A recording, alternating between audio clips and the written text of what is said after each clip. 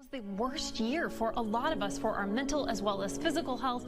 So joining us this morning is best-selling author, coach, and fitness expert, Lisa Goldenthal. Hello and welcome. I'm Lisa G, your host.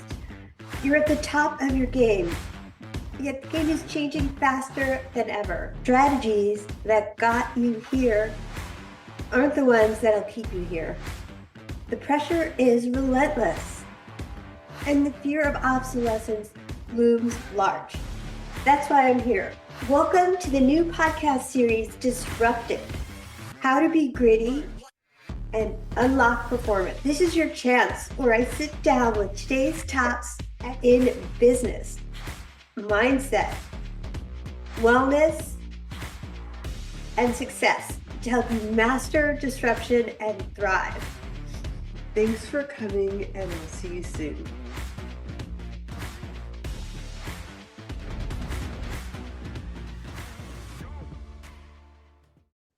With a master's in early childhood special education and over 15 years of experience, he's dedicated to empowering professionals specializing in leadership and educational development, offering practical research-backed strategies to foster growth and excellence. He's presented at 2023 and 2024 NAEYC conferences, the 2024 Rocky Mountain Early Childhood Conference, and he was a keynote speaker at the 2025 Georgia Preschool Association Annual Conference. He also trains school districts on leadership, big body play, and social emotional curriculum. Some of my favorite topics. Welcome to the podcast, Trevor Newton. Hey, Lisa, thank you so much for having me. And I appreciate that introduction. I love being a preschool teacher. I love being a presenter, and I love training staffs. And leadership is one of my favorite topics. And so when I met you, I knew this is something we had to do. We had to get together. We had to talk about leadership. So thank you for having me today. Well, I love what you're up to in the world, and thanks for being here. I know you just mentioned the topic of leadership, which is one of my favorite topics. So why do we have to believe in ourselves as a leader? Great question. Why do we have to believe in ourselves as a leader? Because we have to believe it. If we're going to go out and lead others, we have to be the ones to believe it. Leadership is emotional, right? And we're touching the psyches of others around us. And so we have to exude confidence. We have to have the power in the room, right? And so what that means is we have to understand first your abilities. You have to understand that you are the leader. You are the one making decisions. You are the one that can empower change and impact change. You have the ability to take someone's life and improve it. So if you're constantly focused on the growth of your team, the growth of others, and believe that you can be a leader, then the sky's the limit. But it has to start with self-confidence, Lisa. What are your thoughts on that? I 100% believe the exact same thing, because I think authenticity, hard to say, but it's such a key word right now. And it's true, because how you show up is what attracts people. It's the energy that you bring.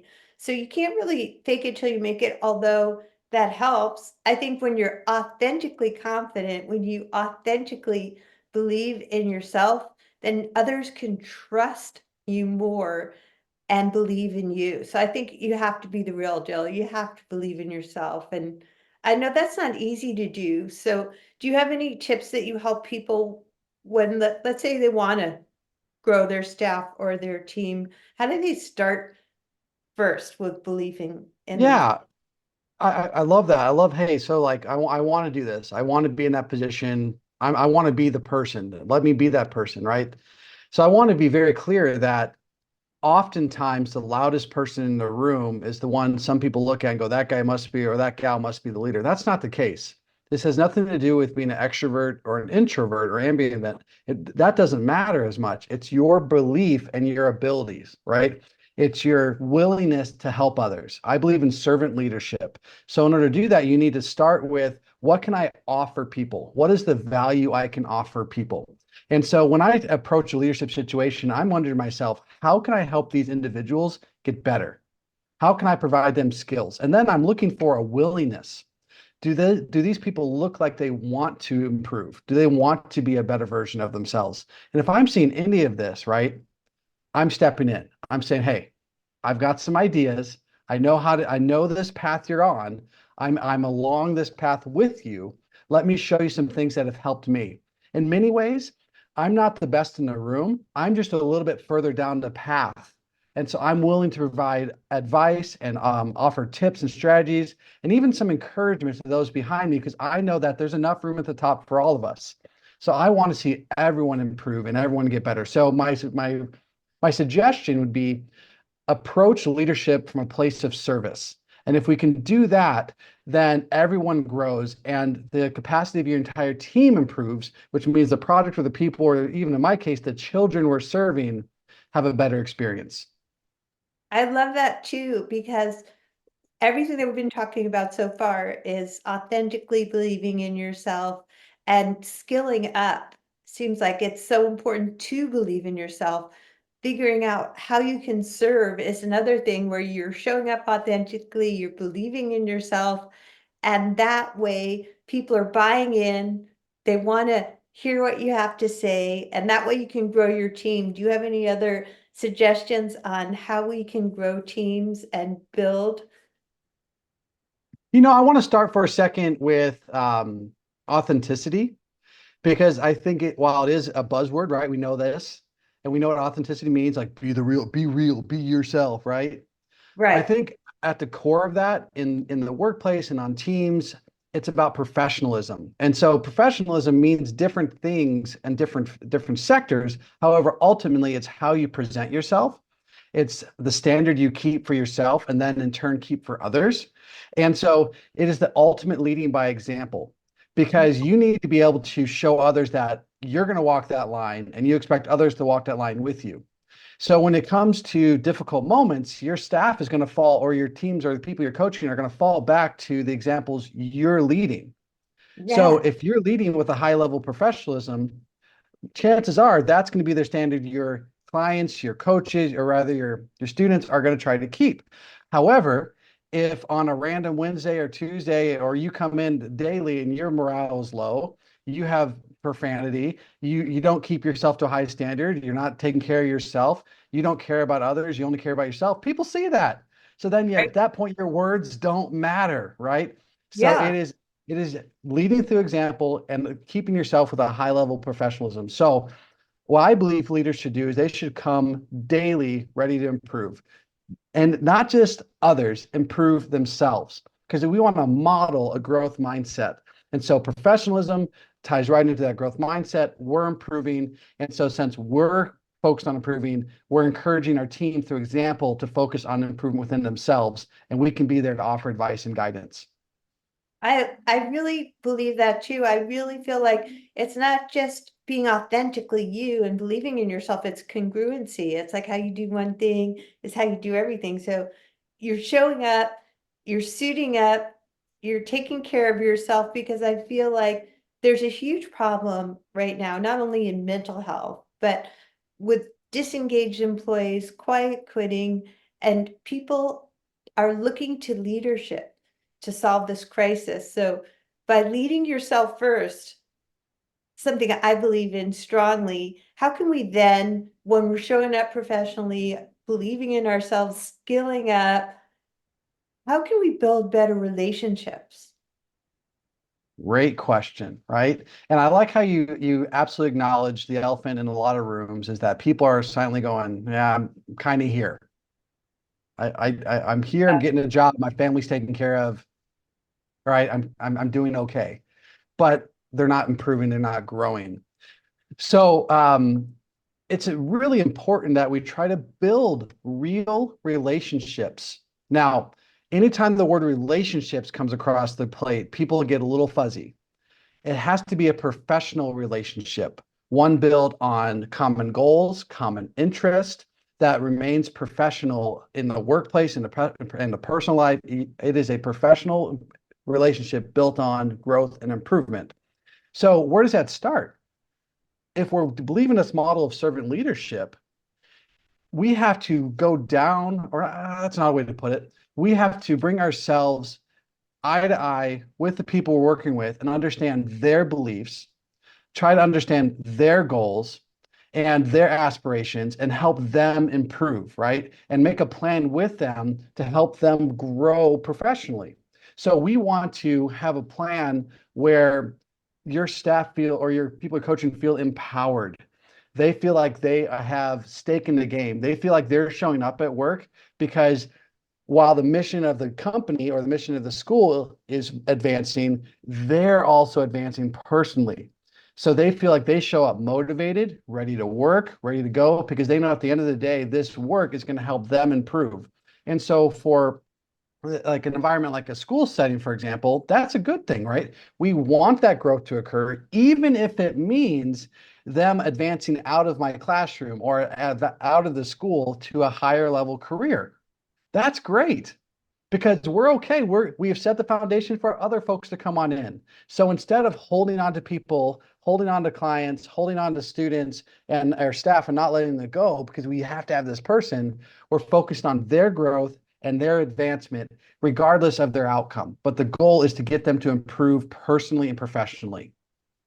Well, to me, that is just such a huge sign of emotional intelligence because first you're being aware of your own emotions and then you're tuning into the emotions of others. And this can absolutely help with the quiet quitting, disengaged employees, crises in mental health that we're seeing right now. Do you want to dive into the importance of a EQ in the work that you do? Sure. So I'm a preschool teacher, right?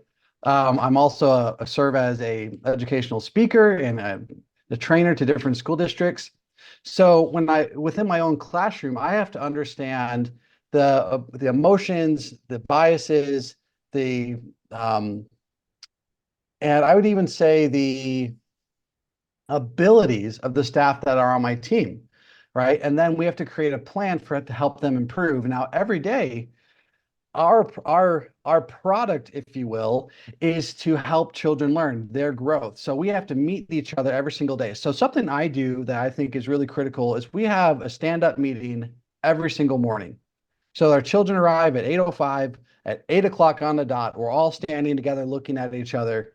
And I'm giving the morning message. I'm giving a message of empowerment, a message of positivity. I'm giving very clear directives on something that needs to happen for that day. And it also allows me to check in, right? So I'm checking in with them. I'm reading their nonverbals. I'm even listening to their verbals and their concerns so I can get a clue in on exactly how they're feeling and what emotions they're bringing to the table that day. Advance that on the long term thing. We use team meetings weekly. I have individual meetings with my staff every other week for about 20 minutes. And so we're constantly communicating with each other. And I use these meetings as a type of filter to make sure that problems aren't going untouched. If there is a personnel issue, I'm making sure I'm catching that immediately and we're having a professional conversation about it. And so those difficult conversations aren't huge hills to climb because we're always connected. It's just as simple as, hey, let's chat about this because as a result of our conversation, the children can improve, our classroom can improve. So by keeping the children at the center of everything we do and their growth at the center of everything we do, there aren't huge personal ties back and forth in the sense of like, oh, you hurt my feelings. That staff member and I both know that we're going to have this difficult conversation to improve the quality of our classroom. So it's about constant communication and being very intentional about how you're reading and working with your staff. Well, I love the way that you put it, make it about the children when you're having these conversations, so that can take people out of the defensive mode and that you're addressing things head on before they build up into resentments. It's almost like any relationship, really. If you notice something's broken and you sweep it under the carpet, that's not really any way to be in relationship either. It's a relationship, Lisa. It really is. Yeah. And what about how does this trickle down to empowering the children that you lead? First of all, I just love the fact that you do short meetings. Like, I feel like boring meetings are a big reason why people are disengaged. So good for the 5 minute stand up and the 20-minute every other week meeting. Everyone has time for that. How can we empower children in their own leadership and emotional intelligence by having you lead them, having the leaders lead them? I love that. I love the teacher in me loves that you always bring it back to the kids. That's so critical to me because that the purpose of our relationship with our staff members and I is for the growth of children. So we keep that at the center of everything we do. Now, the big thing is we're with these children 10 to 15 hours a week, sometimes longer. And it's 16 preschool students and my 3 staff members. We're like a little family, right? And so, like any family, you're watching mom and dad and aunt and uncle, right? So think about it from that perspective. These children are always watching the lead teacher and the paraprofessionals. They're they are watching the modeling and how they're speaking to each other and how they're communicating, and then transferring that into their own abilities. So very intentionally, we are modeling how to interact with each other, how to communicate effectively, how to remain positive during difficult situations, how to remain calm during challenging behaviors. We're modeling all of this for children. So it's not just, again, something that I say you got to stay calm, but I don't stay calm in my own life. You have to model it and come to work every day with that idea of you are being watched. And so you can use that in a really productive way. Wonderful. So leading by example is really the best way, in my opinion, to have influence, because we all want influence and people watch what you do, not just what you say. So do you have any final words you want to leave our audience with on how we can, as leaders, be unstoppable with some of your secret sauce? How leaders can be unstoppable. So leadership is about a movement, in my opinion. It's Right. a movement that has to start somewhere. It has to start with you. Start with you as the leader. First, embody it, believe it, regardless of your personality style or your outgoing or ingoing style. Believe in your ability, believe that you belong, and believe that you have the power to help others. Then, once you feel like you have the power to help others, go out and actively look for people who need your help. Help them, continue to help them, gather a few other people, build up some momentum around this, keep it going. You are essentially building a grassroots movement with your best practices. If you believe so strongly in what you do, then we can actually create a system where more and more and more and more people are going to be embodied these best practices. And as a result, the people you serve and the people they serve are going to are going to improve. So in a lot of ways, I know it sounds idealistic, but you really can change the world just by believing in yourself. That's just, I think that's where I want to leave people today. I know you're doing great things, Lisa, and I want to thank you so much for taking time to speak with me today. I know you're doing such great work out there. I'm so happy I met you, to be honest with you, and I'm Wow. excited to continue this relationship together. So thank you again for your time. Me too. I feel the same. You have great energy. And Trevor Newton, where can people find more of your good stuff? Yeah, absolutely. So, like I said, I'm a preschool teacher, but I go across the country, nationally, even internationally, to speak to programs about leadership, about social emotional health, big body play, early childhood topics. So you can find me at my website at www.trevortnewton. That's Newton. On LinkedIn, obviously, just like you're killing it on LinkedIn. So find me at You. Trevor Newton on LinkedIn and also on Instagram at Trevor T. Newton. So where I post a lot of early childhood videos for families and early childhood folks. And I would love to connect. Relationships matter a lot to me. So I would love to an opportunity to connect with you and your audience. Thanks, Trevor. Thank you.